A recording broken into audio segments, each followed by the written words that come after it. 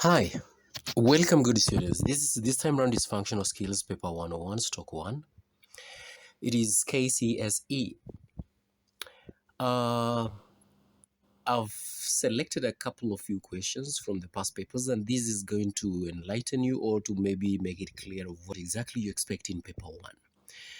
Paper 1, good students, paper 101 stock 1 has got 3 parts, and they have got an aggregate of 60 marks. Now, those 3 parts are functional writing. Functional writing is awarded 20 marks. Part 2 is close test. Close test is 10 marks, and oral skills is just 30 marks. Each of these ones, we're going to talk about them in details. And of course, this is just the first example, even as you're preparing to sit for your November exams this year.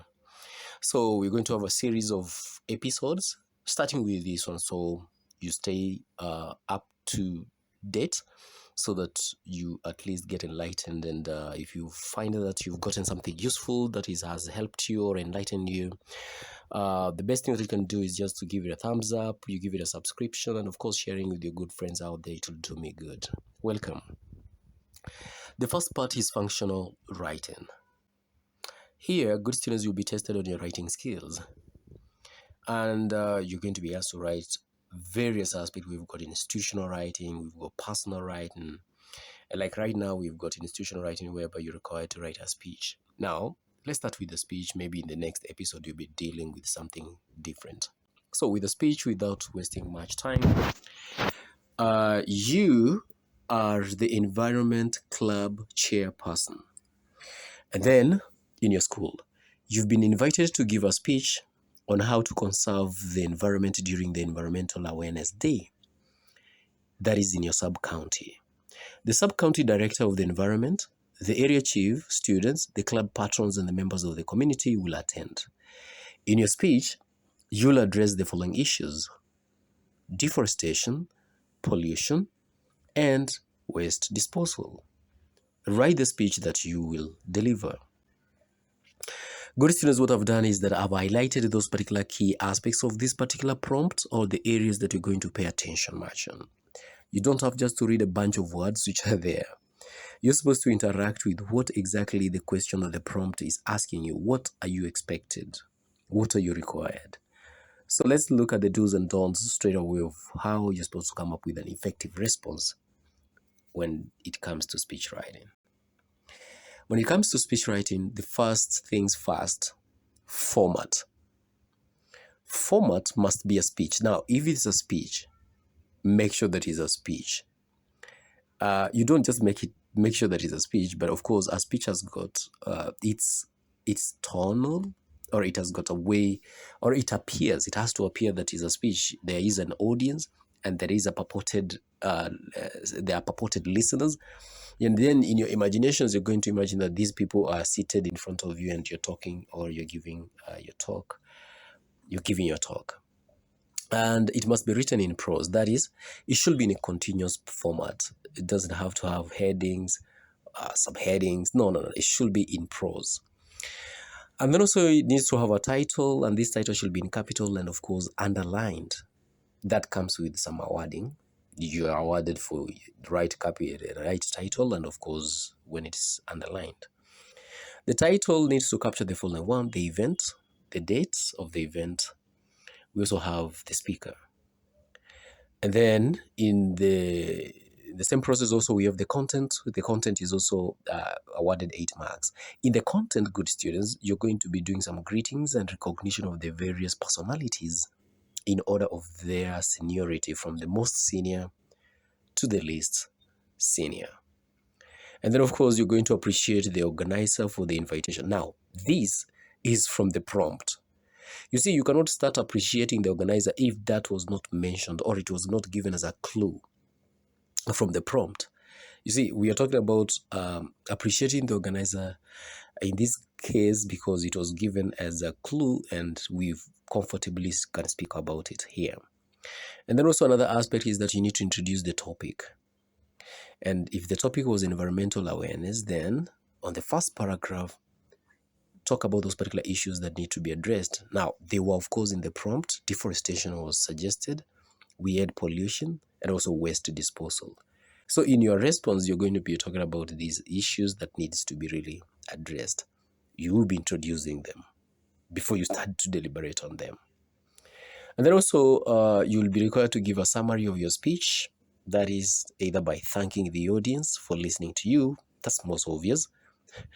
You can just give a summary, or you can give a summary of the topics, of the ideas, or your topic of address, whatever that you're addressing. You can give a summary of the same. Another aspect about your contribution as far as writing is concerned is language use.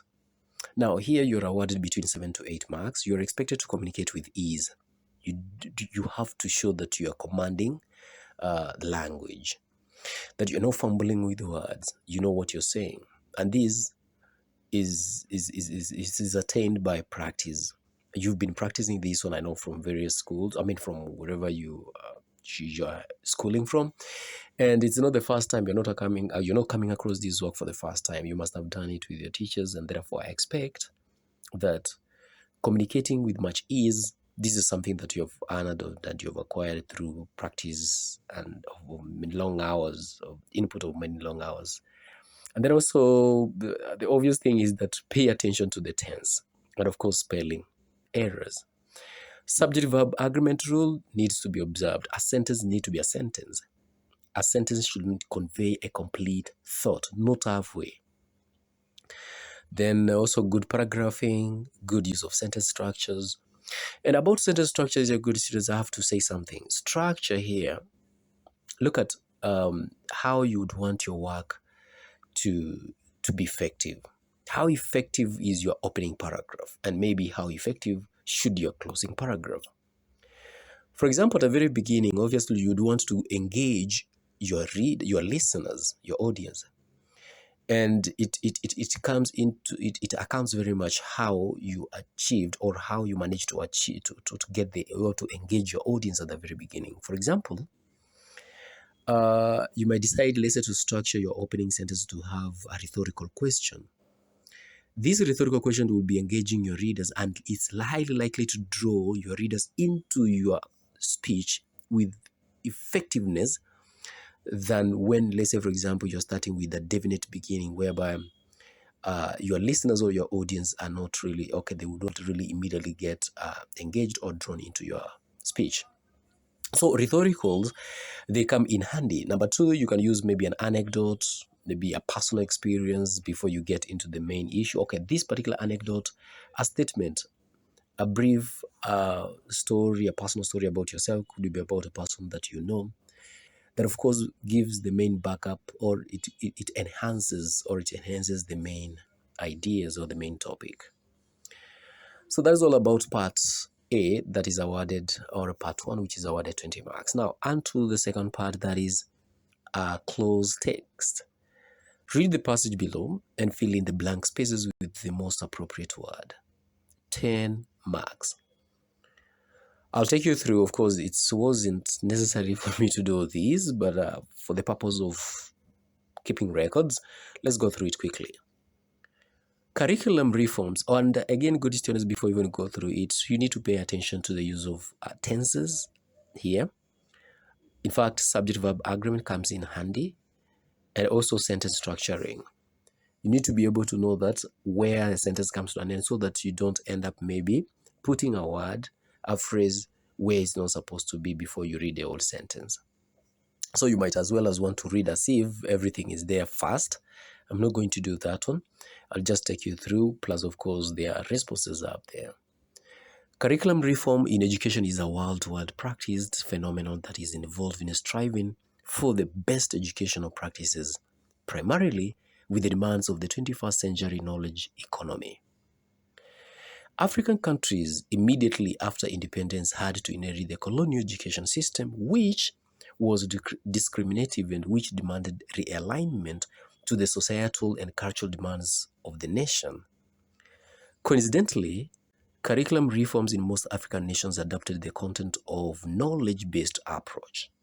Not long, the knowledge-based curriculum dissatisfied most countries, for its products were too academic but lacked skills and knowledge in the applicability and required and as it's required by the demands from the workplace. Kenya and Tanzania adopted a curriculum with the philosophy of education for self-reliance. But due to the inadequately trained teachers and insufficient resources, it ended up being too examinable and losing its goal. That led to unemployment, increased vices, and rampant dropouts, among other factors. Currently, due to technological advancements, most countries have adopted or opted for a competency-based curriculum, that is CBC, which appears as a worldwide trend in offering skills that match the requirements of companies, employers. The question, therefore, shall be, does the job market currently determine the curriculum reforms in education? Good students, I think you might also have it during your free time when you might maybe go through that one and see what are some of the tricks that have been used in the particular clause test. Remember, clause test. Remember, is the tense that comes in handy, and also the structuring in sentences, of course, sentence, subject, verb, agreement. And it is usually awarded 10 marks. Now, part 3 is going to be oral skills. Among that, we'll be reading a poem and, of course, answering some couple of questions. Therefore, read the poem below and answer the questions that follow. Let's read the poems together. That is The Song of the Engine by Worsley Benson. With a snort and a pant, the engine dragged its heavy trail uphill and puffed these words the while she puffed and labored with a will. I think I can. I think I can. I've got to reach the top. I'm sure I can. I will get there. I simply must not stop. At last, the top was reached and passed. And then how changed the song. The wheels all joined in the engine's joy as quickly she tore along. I knew I could do it. I knew I could do it. I could win. Oh, rickety, rackety, rack. And now for a roaring, rushing race on my smooth and shining track. End of that poem. How has the poet made the above poem rhythmic? Good students, in this particular poem, first of all, how do you assess the rhythm of a poem? The rhythm of a poem, we've got internal rhyme and also the rhyming that is usually done by the last words of every line in each stanza. For example, in the first stanza there, we've got 4 lines: dragged, uphill, puffed, wheel. We've got dragged and then puffed. We have got uphill, and then also the last line there in the first stanza is wheel. And then in the second stanza, we have the last word in the first sentence, or the first line, sorry, is can. The second is top. The third one is there. And then the fourth one is stop. So can, there, of course, they don't go together, but there is a rhyme pattern that is suggested by top and stop. But if that is the question, good students, you're asked, then how are you supposed to respond? Good. What aspects of language use bring about rhyme or rhythm? Number 1, alliteration up there. Alliteration is the sounding pattern of consonants or no, vowel sounds in between 2 or 3 successive words in a line. Like we have an example there, rickety, rackety, rack. Rickety, rackety, rack. Consonants, r, rickety, ra, rackety, and rack. We have got roaring, rushing, raise. That's alliteration. So rhyme patterns has been achieved right there. Roaring, rushing, and then raise. And also use of rhyme or use of rhyming words. Words that rhyme. Like dragged, uphill, top, and then track. Puffed, heel, stop, and then rack. We've got dragged and puffed. Uphill, heel. Top, stop, track, and then rack. Those words, they create a rhythmic pattern or a rhyming scheme in this particular poem. And also the repetition. Repetition can also create a rhyme. We have like, I think I can, I think I can. create some rhyme pattern there. The phrase "I think I can" has been repeated. We also have consonants. Consonants can also create a rhyme pattern or a rhythmic pattern of a poem. We've got roaring, rushing. So consonants is the repetition of sound of vowel sounds in between a word. Like we have got roar and then rushing. And also we've got roaring, rushing. We've got consonant E in between there, R and then H. So it brings about the rhyme pattern and therefore an overall rhythmic pattern of this particular poem. There's also the use of short lines. For example, I simply must not stop. They also bring about that. Onomatopoeia, a word that suggests sound. So we have words that have been used there. We have roaring, paved, rickety, rackety. Just like a train, the engine, the train as it's trying to roll up, rickety, struggling to climb up the hill. And then later on, we see where the train is, coming downhill. Question 2 from the same part. How would you say the last two lines of the poem? Remember the last two lines of the poem, because they're coming to an end, therefore you need to indicate, even in your tonal variation, you need to show that you're coming to an end. For example, here, we say the responses that are falling intonation to show satisfaction at the victory achieved to finality, end of the poem, end of the performance, for example. And of course, with a smiling face to show how happy I am at the success or achievement. That literally makes your response. And also by a happy tone, excited at the victory that is achieved. Then also we have the next question on the same part. The underlining indicates the stressed words in the sentence below. Briefly, explain what each sentence means. 3 marks. I bought a camera for you. I bought a camera for you. So in this case, I is underlined. I, here to show that emphasis is on the subject I, that it was I and not any other person, no one else. In the second sentence is that I bought a camera for you. The word that is underlined to be stressed there is bought. Now, bought shows that the emphasis is on the action. The action was bought and nothing else. I bought a camera for you. So the word camera is stressed. So camera to emphasize the object that was bought. So it was the camera and nothing else was bought. So camera. Now write another word. That's another question in the same part. Write another word with a similar pronunciation for each of the ones given below. It's a common question, good students. You don't have to overlook this. Usually there. Have this one as one of your lesson. Climb. We have a climb. Packed. Packed. Blue.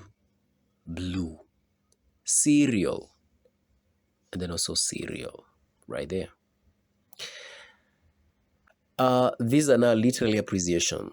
Etiquette. Your friend wishes to visit you or maybe give you directions. So sometimes they can ask etiquette there. For this part here, that's not the case they're asking. Your friend wishes to visit you over the December holidays, but she has never been to your place. She requests you to give the directions that will enable her to reach your home. How would you ensure that the directions you give enable her to reach her destination? 4 marks. Definitely, we'll be talking about permanent landmarks. For example, rivers, permanent buildings, towers, tall buildings, iconic places. Now, use turns, words like turn left, turn right. Physically point out the direction or compass points north, south, east, and west. You can also give approximate distances. For example, walk for 5 meters. You can also give approximate time. You walk for about 10 meters. Time there is not 10 minutes, good students, but it's supposed to be 10, maybe minutes. Yeah, 10 minutes, approximately. Imagine that you've been invited to give a speech on the topic devastating effects of COVID-19. State 3 introductory strategies of your speech. This is also, we usually call that one, what is it?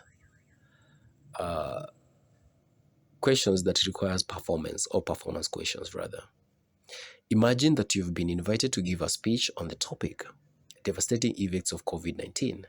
State 3 introductory other strategies of your speech. 1, I would start with a relevant anecdote. What is an anecdote? An anecdote, good students, is a brief story, an account, a personal account, could be you or could be somebody that you know so close to you. But of course, their stories, they offer a backup to the main topic, or they enhance the main topic. Like, for example, devastating effects of COVID. It's not you who, let's say, for example, you want to use an anecdote, or maybe it could be a person, a relative that you know well about, and you want to talk about them. 2, start with shocking, startling, relevant statistics. Statistics, what they do is that, first of all, they glue your audience. Or first of all, they give them a shock. It's like, first of all, it engages them by making them think through the statistics that you've just laid. For again, give background information on the topic, use famous quotations, refute a misconception. In other words, undo a misconception that is maybe spread. Use proverbs or wise saying, give a personal testimony, ask relevant questions, that's rhetorical questions. This, they will really engage your audience. Use a dramatic skit or statement, cite authorities, for example, health experts, sing a relevant song. It's one of getting the attention as you, even as you're preparing or introducing strategies for your speech. Another question on the same part is, study the genre below and answer the questions that follow. If Peter Piper picked a peck of pickled peppers, where's the peck of pickled peppers Peter Piper picked? Again, if Peter Piper picked a peck of pickled peppers, where's the peck of pickled peppers Peter Piper picked? Now, give a reason and classify the genre. Of course, this is a tongue twister to good students, and the sound P is repeated. Identify the dominant sound pattern used in the above genre. Identify the dominant sound pattern used in the above genre. Alliteration. We have, if Peter Piper picked a peck of pickled peppers, where is the peck of pickled peppers Peter Piper picked? Alliteration, P, P, P, from each almost in 2, 3, 4 successive words in that particular tongue twister. State 2 function of a genre above. What would be the function, the purpose of that particular, or each, maybe not only now, but when a tongue twister is used, what does it serve? Now, the function is fluency or speech therapy. It offers a therapy in speech and also fluency. It also promotes creativity. It entertains. By the way, it entertains. There's nothing so special about the lines that you've read up there. It's just to entertain and interest the readers. And also to precede or prelude a storytelling session. Yeah. If the above genre was to be translated to another language, what will be lost? Of course, originality will be lost. Self-explained. Good students, you cannot miss this one. Sound pattern can also be lost. That's obvious. If you're listening to these and as I'm speaking and I'm trying to also shine light on it, you know that perfectly that sound pattern will be lost. A word like Piper picked, a peck of pickled peppers, in other language will not be sounding the same. It will be a word, but it would have a different sound. What makes the genre entertaining, or what makes the genre entertaining will be lost. Whatever that makes the genre, for example, alliteration, boom, will be gone. Then finally, good students, end of this particular episode of paper 1. Indicate whether you'd use a falling intonation or rising intonation in the sentence below. Did you remember to buy tomatoes? Right there. Rising. Did you remember to buy tomatoes? It's a rising intonation. Where did you buy this? Falling intonation. Open the window. It also falling intonation. Good students, I would like to pause here, and maybe next time round we meet, and I would like you to hang around, because maybe next time round we meet, we'll be doing a practical session whereby I'll be teaching, I'll be live. Now, because I've been doing much of my work, I've been always like narrating. Now, this time around, we're not going to be narrating. you need to have a lesson even as much you're preparing, even as you're preparing to sit for these particular November exams. You need to have the best. You need to have information. You don't have to get into that exam room halfway done. And above all, I just want to wish you the best and the very best as you're preparing for this particular paper. Good day.